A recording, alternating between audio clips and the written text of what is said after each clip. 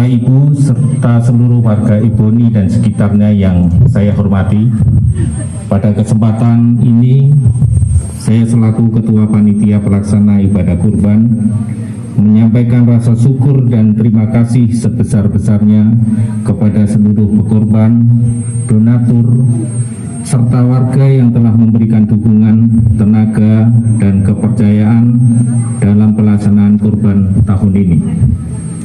Alhamdulillah, pada Idul Adha 1447 Hijriah ini kami telah menerima hewan kurban sebanyak 5 ekor sapi dan 10 ekor kambing.